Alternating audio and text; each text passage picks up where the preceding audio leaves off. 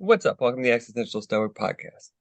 Today we're going to look at some thought-provoking philosophical questions and we're going to give you some answers. Hopefully, you'll find them enlightening or helpful. I'm Danny, who will be Randy. What's up, Randy? Yeah, Danny. So we got a list. Do you want to just each go through them? We'll kind of look at some of the questions we think are the most interesting and go from there. Yeah, let's rock out some of these questions. I mean, I was just looking at the list and there are a lot of interesting questions in there. So maybe we can spark some philosophical debate and see what's going on. Yeah, and it's always I like doing this because it's always good to look at like fun questions like this. Just think it's just a good exercise in critical thinking and like just in thinking about things you don't really think about. Because they're not questions that people generally ask you. No, no, that's true. That is true. Yeah, Mhm. nobody usually asks you things like that or like actually deep questions. It's like, The what's only the weather questions like? that anybody ever asks me is, have you seen what's the news? Have you seen what the news is? It's like, I don't care. Have you But seen yeah, them talk about what horrible things are happening? Good. yeah, I don't care. Oh, by the way, on that note, I meant to tell you this is sort of related. Who cares? We're gonna digress immediately. It's fine. No, what's funny? Everybody thinks like because they're how the news always portrays everything so negatively, and everybody thinks like this is the bloodiest time to be alive. People are the worst. And somebody mentions that I never thought about this way. But when you look back in time and you look at the numbers relative to population, dude, the past was way more violent and horrible. Murder rates were crazy high in the Middle Ages. If you go back to like Genghis Khan, they killed like 10% of the actual Earth's population. Like nobody's Yeah. done that in present wars, not even in like World War One or two. So it's like, Hmm. and that's just what like two examples. If you look back, like we are doing so much better than ever, and there's way more people than ever, which is kind of That's a good amazing. point.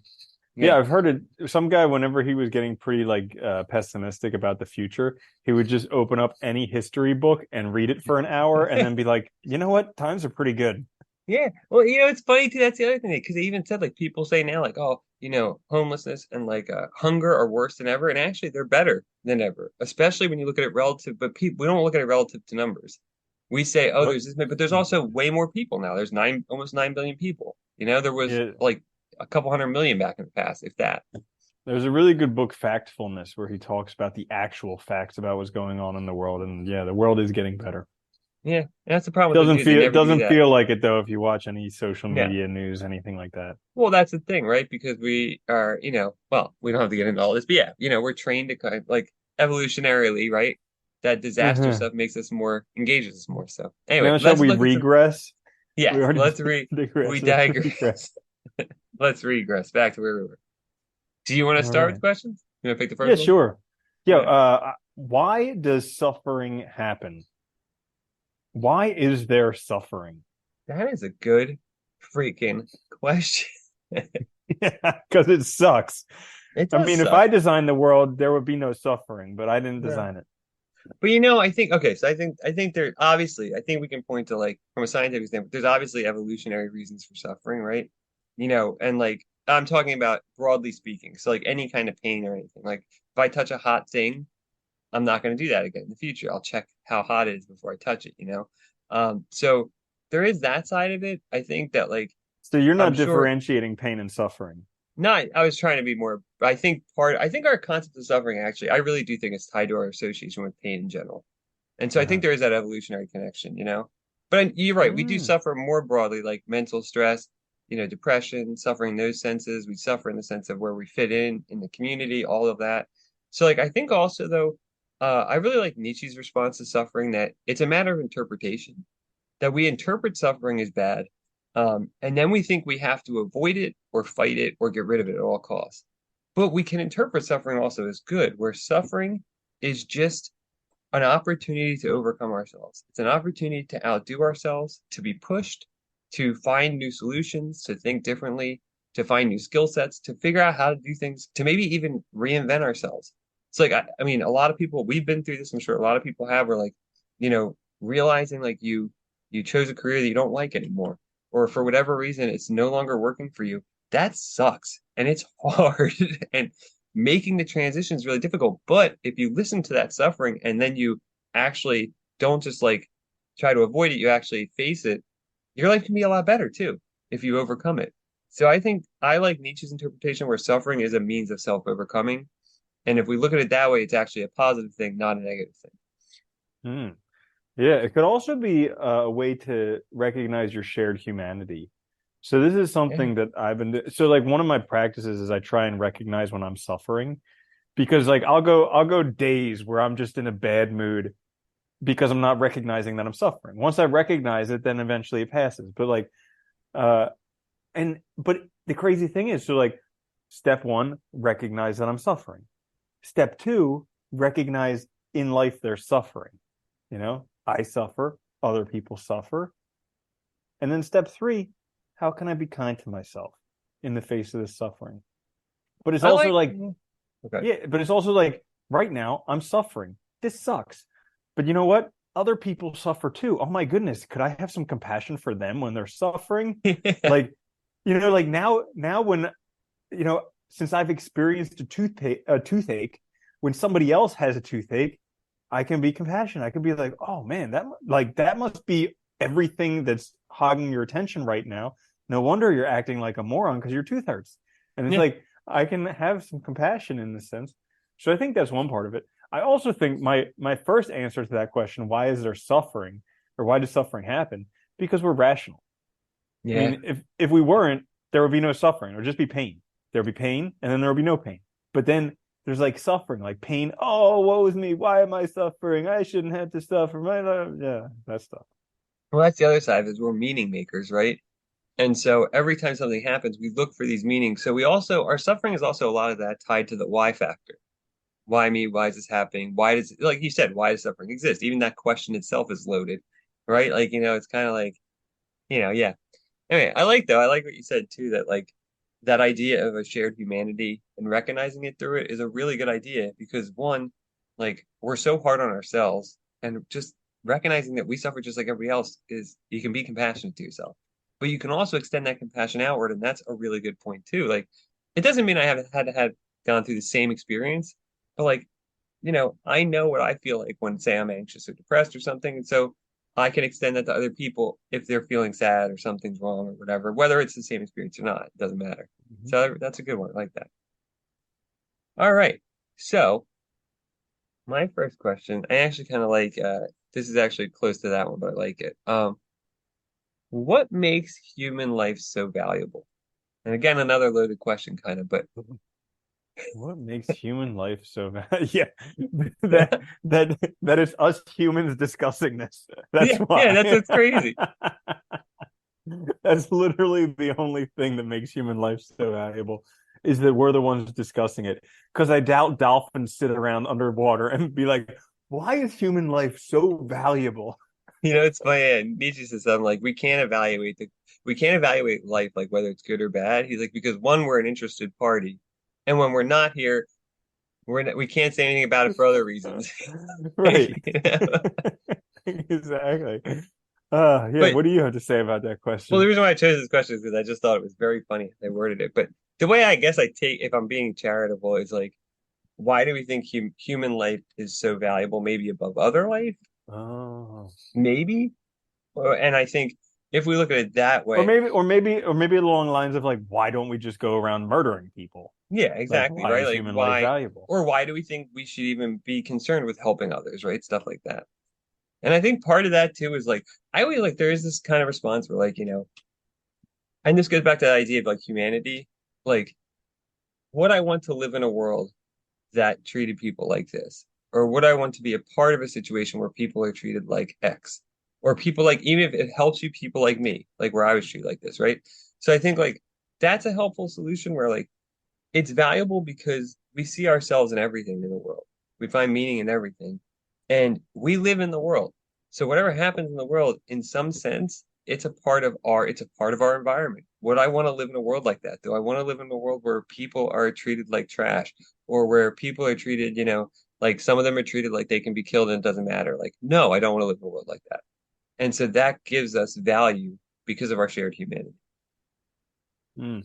Yeah, I like that as well, in the fact that like I try and consider myself like a member of this bigger thing. And so like as being a member, I have to do my part in it. And by by giving myself value and giving other people value, it'll make the whole thing more valuable and it'll come back and make me more valuable. Well, yeah, it's only as valuable as we make it, right? Like it's, you Hmm. don't litter in your community because it's community wants to be nice, right? But if you do, you're like kind of setting the value. You set the bar, right? Bingo. Boom. Okay, so next question. Can happiness be measured or quantified like money and power? Can happiness be measured or okay, I found it. Measured or quantified like money or power? That's actually kind of an interesting question, right? Because this is, I think, well, it Like, is. oh, I'm an 89 in happiness. What are you? Well, no, I actually like think this is interesting because we always think of it as like having some sort of metrics, right? We're like, if I do this, then I'll be Well, happy. If I clearly, get the more that, then money you yeah, have, yeah, the the more more. cars, the more sexual partners, the more this, the that, all that stuff. Well, we've talked about this in the past with where we talked about like I think the problem with our conception of success and stuff. And I think we do. We have this like skewed sense of like what makes life happy and all. And I think, I don't think it can actually be um quantified in that way. I think you can use happiness as a bar for like a qualitative evaluation, but you can't quantify it like that. Does that make sense? Yeah, Like it speaks to absolutely. quality of life, not yeah. But like I think we make the mistake where we try to quantify it by like, how many cars do I have? Do I have a bigger house than the neighbor, the Joneses? Do I have better clothes? That must mean I'm happy. But that doesn't make Hmm. you happy. That's all external crap. Definitely. And also it's such a subjective measure and it's so transient and like nobody fills out a happiness survey before they go after all those things that they think will make them happy.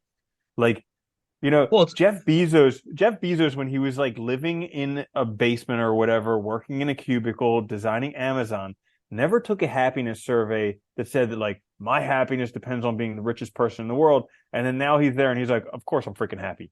And it's like, yeah, yeah. well, actually, if we take a survey, you're more miserable and you have hemorrhoids. So it's like, I'm not sure if life is better. Yeah.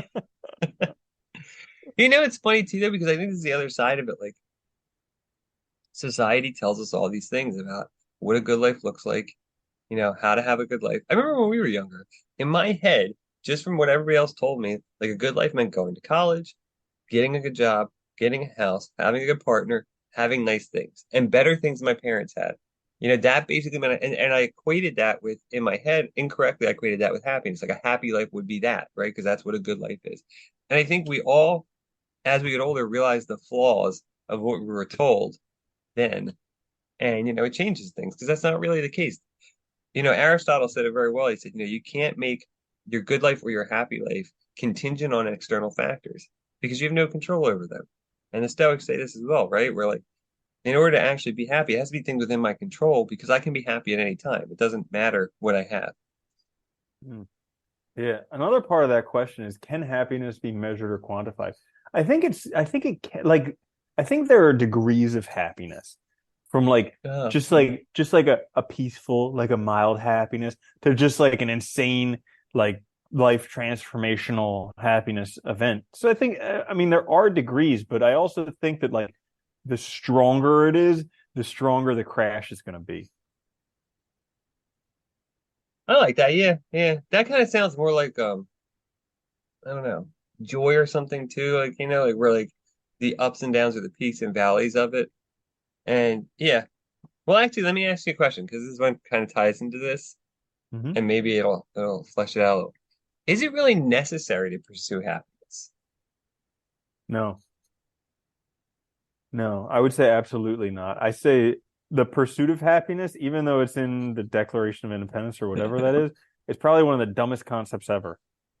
So, like, I don't know. I listen to You all mean these making it a books. pursuit in general? Like that Yeah, construing it as a pursuit rather? I think just having happiness as a target is a really bad idea because it's not something that you can hit. It's something that falls upon you every once in a while, but it's not something that you can actually hit. So, like, having a target of being able to do 100 pull-ups, that's a target. Okay. I can work towards that. Measurable. I can get there, Yeah. measurable. I can plot a whole course to that. Happiness does not have that type of thing. Happiness is something where, like, yeah, there's a whole bunch of stuff that you can do that happiness might grace you while you're doing that, but it's definitely not a viable target.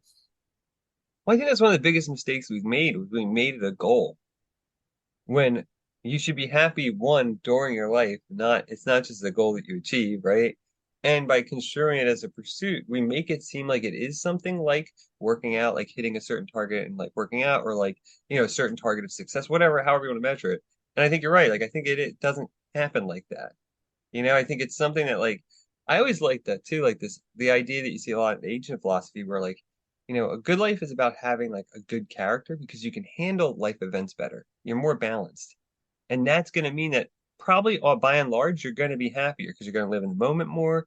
You're going to be less likely to be thrown off course by like great, misfortune or fortune. But like, you're not pursuing happiness per se. You're pursuing like a good character, being a good person. There's a distinction. And also, another reason why I think that the pursuit of happiness is really effing stupid is because by pursuing happiness, you're saying, I don't have it now. Yeah, yeah. It's the By dumbest definition, right? freaking thing ever. Whenever Like we we look pursue at something, we must lack it, otherwise we wouldn't pursue it. we look at these Western societies that are like literally the most abundant societies since like Babylon. Okay. And they're all interested in the pursuit of happiness. Like you need to have, but if we take a look at happiness where we are on a measure compared with some other civilizations that aren't westernized, well, we're all living by ourselves. We live in a box. We're on a phone all the time. We're freaking miserable, like just Yeah, pretty much miserable. You look at all these non-westernized societies, people are poor, they live with their family, they live in a mud hut, they have to walk 10 miles to go get water they can drink, but they're happy. They smile all day, they laugh all day, they're with friends and family. There's still war going around them, people are getting murdered left and right, but they're happy. yeah, it is interesting. It's like I think I've always thought that, even studying philosophy and stuff and religion a lot, like we have such, I think, a messed up perspective on happiness, on how you go about getting it. And I think it's just like why we've told ourselves that it's like, and like with enough money you can buy it or something. And it's like, no, you can't though. It doesn't work that way. Because like you're still you. You bring yourself everywhere. If you're not actually like, if you don't have that mental state, it's like a state of mind. It's not a thing you can acquire. So yeah, I agree with you. Mm-hmm. All right. My next one would be, is it ever justified to hurt others? Wow, that's interesting. Is it Yeah, ever is it ever justified to hurt justified to others? hurt others? And we're down into ethics now, huh? Um, Yeah. I would say that, well, okay. Um,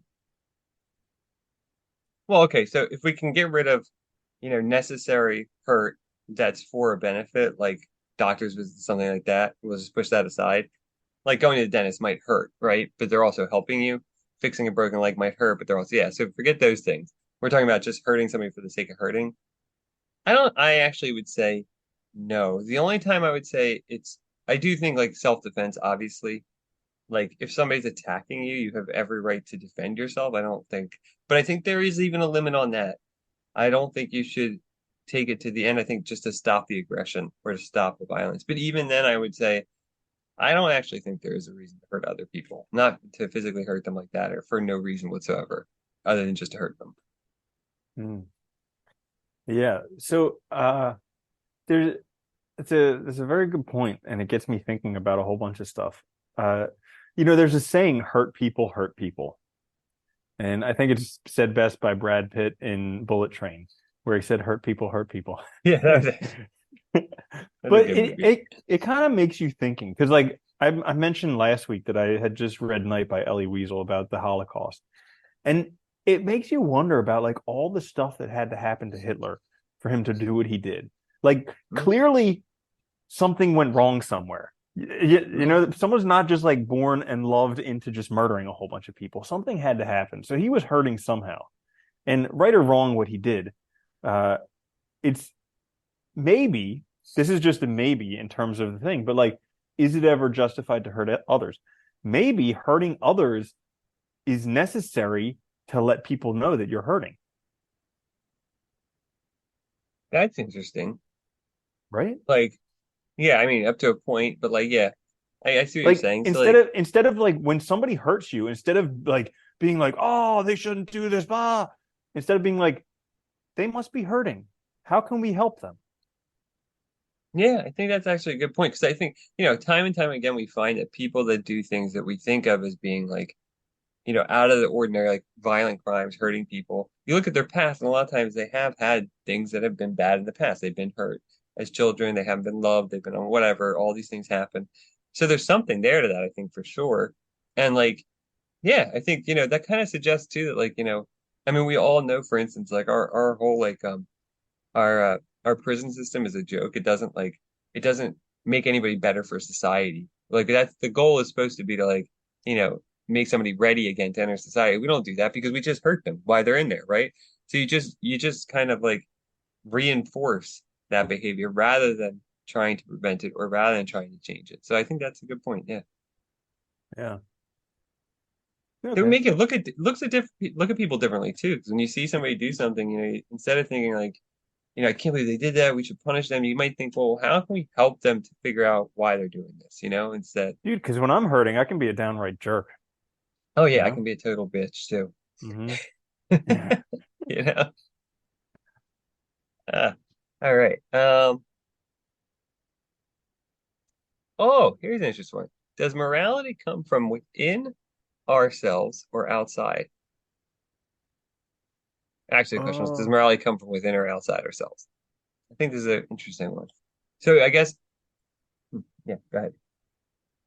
yeah, that's gonna be a both. That's like a nature nurture type of thing, where there is some morality that you have yourself, but there's also a lot that's like imposed on you, social contracts and that type of stuff, where you have no choice. Uh, it's like the whole thing, like holding a door for somebody, uh, giving up your seat for an older person, uh, even so much as just driving on the right side of the road. Like even though these things aren't particularly morality, they're these social laws that we have indoctrinated into us. And there's a lot of like morals type of thing where people in general, people think that they should do good. Well, Yeah, there's really not. I mean, you can do bad as good as you want, as much as you want to do good. Like there's really no, you can just it's either or. But I think that part of it comes from. I noticed myself when I was younger, a lot more of it was externally imposed. So like I yeah. had to do what society said was right, or else I would get in trouble. Whereas like as I get older, it's a lot more internally motivated because I notice that I feel better when I act better. Let me ask you a question, all right? Hmm. Because I think the same way, but I think when I was younger, I would say I wasn't really being moral. I was doing things because of punishment, because of the consequences. Hmm. Whereas now, so I think when it's outside of ourselves, I don't think we're actually acting morally. I think we're acting because if you think of the counterfactual, if that punishment or that benefit wasn't there, I wouldn't have acted that way, right? So Hmm. now when it comes from within, Kierkegaard talks about this very explicitly, right? When it comes from within, when it's something that I identify with, then it's actually a moral action because it's something I'm doing. And I think a lot of ethicists agree with this. Like once you've internalized it, that's when it's really a moral action or a good action. I can see that, but there's also, you know, so like when we were younger, we acted morally to avoid punishment, okay? Which Which is is a form of avoiding, learning, right? You're learning right, it. Yeah. right. And avoiding bad things is essentially getting good things. Whereas nowadays we act morally because in essence we get good things from it. We feel good. What goes around comes around. You reap what you sow. So you reap more good actions. You're going to have more good actions returned to you. Just on the law of averages that'll happen. And so like while it may feel nobler, it's kind of like I think the Dalai Lama or someone said that what is it? The most generous thing, no, generosity is the most selfish thing you can do because it makes you feel good. Yeah. Yeah. And yeah, it's like the same type of thing with living ethically because you're actually making the world better, which benefits you. And even though I would say it's more nobler than avoiding punishment, you're still benefiting from it. I think what is it? Plato says like, right, it doesn't matter whether you're doing it just to appear that way or because you really are that way. You're still doing the right thing, right? So from Mm-hmm. a practical standpoint, see, I mean, I guess I agree with you in that sense. Like, it is still for an end. I think I would still argue there's a little bit of a distinction, but maybe not. Maybe because our sense of who we are, what kind of person we want to be, that still feels good. There's still some benefit to that. So reinforcing that and doing it that way. Yeah, it's interesting too, I think, to think about like that. Hmm. Next question. Okay. Which is more important, love or money? Why?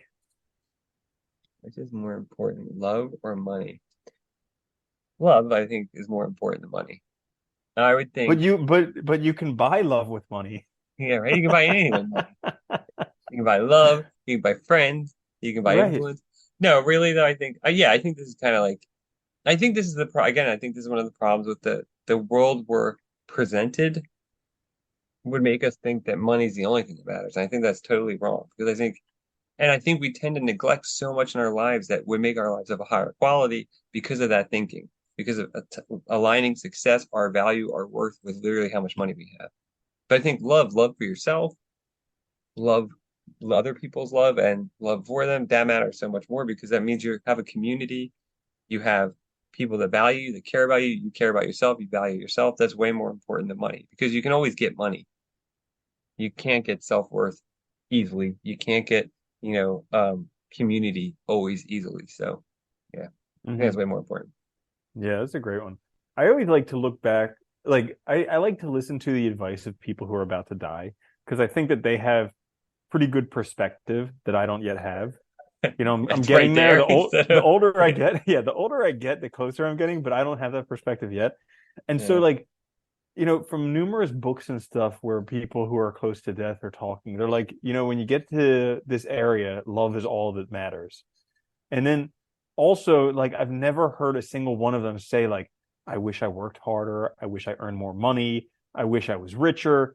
Not a single person said that. But they all, like, love is all that there is. And, like, sometimes they even regret, like, past loves that they let go.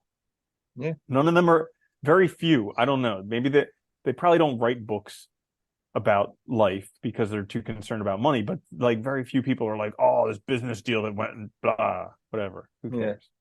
Well, actually, it's a good point too, though, because you hear that a lot. Like a lot of people, like especially like when they're younger, like they might like break up with a partner because they get a job that's across the country, but they don't want to miss the opportunity, or like, and like you don't know how that decision is going to affect you later on in life either. Like if it really was the person that was right for you, if it was really an important thing, like maybe that job wasn't worth it. But you believe that it is the most important thing, so that's what happens, right? So that's yeah, that's a good point. I like that too. Looking at people at the end of life is always a good one because yeah, they're in a very different mind space than we are, so to say. Mm-hmm. Um, but what about this? Can anyone ever really understand another's feelings? I'm curious about what you think in this because of interpersonal relationship communication. I'm just curious. I think I don't think that another person can ever understand 100%. I think you can come close. I think you can get like 70, 80%, maybe 90% if you're really connected with someone. But to feel it exactly like they feel it, I don't think that's possible. Just because you're not in their body, you know? Well, yeah, I agree. I think like the existentialists said it well, where like, in order to communicate, we subsume our particular experience under universal concepts, right? When you say I love you to somebody, you use the concept of love. They can't embody you and feel the exact experiences, the exact feelings, the exact impressions, intuitions, whatever that you associate with it. So yeah, I agree with you. I think the more we get good at acknowledging, recognizing our own feelings, understanding them in a healthy way, the better our empathy is for getting close to understanding others, even people we might not know well, because we can kind of put ourselves as best as possible in their shoes, but not quite. We'll never fit exactly. So yeah, I agree with you on that one Hmm. too. All right. Next one. What would happen if we lived forever? Aside from the world getting overpopulated. Yeah, besides that, well, we might not have if we live forever. I mean, population rate might go down super fast, you know? Because look, the Greeks. Okay, here, let me throw this at you. The Greeks, they used to, this idea of pursuing immortality, right? So through act, deed, or procreation, right? Procreating, you kind of part of yourself lives on. If you write like a really great work like Plato, you live on. If you are a great warrior in the Battle of Troy, right? You live on in stories. If you exist forever, that motivation to cement some legacy or something is not going to really probably be there. So I bet you if that happened, I bet you the rate of children would just decrease rapidly. Ah, interesting. See that So already, no, right? Because as societies get more developed and age, you see people live a lot longer. People can take more time to consider having children. They tend to have less children. I mean, so why Mhm. wouldn't that, you know? I just watched Idiocracy again the other day. Yeah, Oh it's a my good God. movie. That's so great. Yeah. What would happen if we lived forever? Do Dude, you think? Oh, go I can ahead. only imagine how boring it would get. Like Yeah, I heard Alan Watts talk about this one time. How like basically we all are essentially gods. Because like let's just have a thought experiment. You're God. You can do anything. But you do have anything you want. So, and not only that, you live forever. So all of a sudden, you live every possible life you could ever imagine, and you're still alive, and you still got 24 hours a day or whatever, yeah. and you're bored. And so then all of a sudden you're like, well, what would life be like if I wasn't totally powerful? What would life be like if I didn't know the future? What would life be like if I wasn't going to live forever? And it's like, oh, that's where we are right now. So we're basically living the end game of being a god. Yeah, or we could be beings that like have ascended in consciousness where our consciousness exists forever, and we just run a simulation like this just to get the experience of having meaning in life. That's a good point too. I agree with you though. I do think that like having a fixed time limit adds a certain meaning to life that you don't get when it's not there. Because like we've said it a million times, you can do anything, but you can't do everything, right? But when you have infinite time, you can do everything. And at a certain point, like even like for a lot of people, I think like our even our curiosity would start to wane at a certain point. Where like we wouldn't like yeah, developing new skills, doing new things would be awesome, but like at a certain point, like it just get repetitive. Dude, Like, you've eaten everything, you've made all yeah, the money you can make, you've yeah, scrolled through everything on TikTok or Instagram or whatever. yeah. The only way I What could more? conceivably see like and still I wouldn't even say living forever, living for a very long time, like is if we had like interstellar space travel and you could check out like brand new worlds, that might cure the boredom a little bit. Mm. Besides that, though, I can't, and that would require a long lifespan because it takes forever to get the places. So Dude, and also we're assuming like some type of permanent youth in this scenario. We're like, that what too, yeah, happens if you just get progressively older and like more decrepit as time goes on? yeah. It would be like, I breathed wrong and I broke all my bones. Well, yeah, it's interesting because I they were talking about that they were doing studies with mice where they're able to make them like basically roll back the clock, and like I was thinking, I was like, dude, we really want that though? It's like, I mean, that's cool because like you do feel you're healthier, you're more like revitalized, and I mean, it would be great for certain illnesses, dementia, stuff like that. But like, yeah, I don't know, it's interesting because like it is this problem of like time is so valuable because we don't have infinite time. So it's hard to like, you know, to say That's a good otherwise. point. Yeah. Yeah. I would be interested to see where this whole mouse thing pans out in like 20 years. Because you remember when Dolly the sheep came out, when cloning Yeah. was the Yeah. thing, and everybody was like, oh my God, there's going to be clones all over the world. And there's no clones. So, Yeah. like, who knows what's going to happen with this time I'm rolling curious. back? We're getting better at solving some of the problems that arose with Dolly, though. And I think we're Yeah. getting more skilled at manipulating genes. So we'll see. Yeah. Um, All right. Well, you want to ask each another question or so, and then yeah. Yeah. You we can want to do, call we'll it. do, yeah. Oh, I like this one. I think this one's a good one. Should terminally ill patients be able to choose death? Sure. Yeah.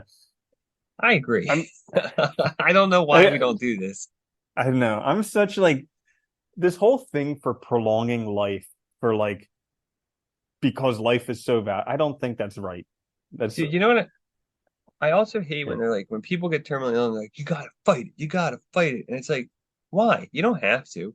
And like Why? these hospitals charge such outrageous prices for stuff. Like it's just a money-making machine. And it's like, I think it skews people's ability to really evaluate the situation and ask themselves, what do I really want? Is like 6 months of quality life where I might deteriorate slowly with my family and friends better than being 8 months in the hospital? Like thinking these things through and asking ourselves these hard questions and just admitting that like it's about Mhm. their life, not about my life when I'm still, here. Yeah, absolutely. When I was working as a vet, I saw that a lot. Like people who couldn't say goodbye to their animals, so they would just keep them dragging on. Like quality of life was not there for the animals, Yeah. but they just couldn't say And I bye. And and I yeah. understand that too. It is hard. Like, I mean, there was a great guy at a pet, I think he was a pet psychologist, but he talked about that and he was like, putting them down is important because they don't understand, being dragged along. But he even said, he's like, look, when I look back on it, did I make the decision at the right time? He's like, I probably prolonged it too long, a week or two. It's hard. It is hard. We have a hard time Hmm. saying bye, but like recognizing that I think is also important too, and not just Hmm. dragging them on. Yeah. Absolutely. Uh oh, let's see. Here's a good one. Do memories still exist if you forget them? What? Do memories do No, memories no. still exist if you forget them? Memories still exist if you forget them. Oh, does like the past exist? I guess. Well, do memories exist I don't know. if you That's forget them? interesting because like, you know, I in the one sense we live in the now and only the now really exist, right? The past and the future Hmm. don't exist. But I've also heard it said where like all time is actually converges at some point so that like past, future, and present happen simultaneously. And so like it's hard to Mm. say. I don't know. That's a tough one because like I think like if you forget the memory, does it really matter? Like, Yeah. isn't it just a moot point? Like, it doesn't make a difference. Well, so like, okay, here's what I was thinking of. So like, let's say you were trying to remember the name of some book or whatever. Okay, like imagine one of the customers coming to a bookshop. Okay, they're trying to remember the name of a book. Maybe it was a DVD or a CD. They're not exactly sure, but memory's gone. They forgot it. So between when the memory's gone and later that night when it pops back, does it actually Oh, exist? oh, that's interesting. Well, yeah, it must somewhere in your brain. It must exist. You just weren't unable to access it at the time. But then Mm-hmm. that raises the question of if it can't be accessed, does it exist? Is consciousness only what's accessible at that moment, Mm-hmm. or is it also, Or what's maybe it was floating through these wormholes in reality in and yeah, out of existence, and it just popped back into yeah. existence. What's like don't they say in the quantum realm like there's this place where like things just uh molecules just pop into existence and pop out. Yeah, maybe something like that, where it's just like Oh, poop, no. gone. Now it's back. Hmm. Yeah, Yeah, because that is a weird experience. Hmm. yeah. All right. Hmm. Do you want to do we should do Does one this more? does We this good. podcast even exist if people don't listen to it? No, nothing exists, right? That's a good Yeah, one. I Should think we should, I should think we we end can there? call it. Yeah. All right. Yeah. Well, we'll put the list up for all the questions for you guys in the show notes and in the description.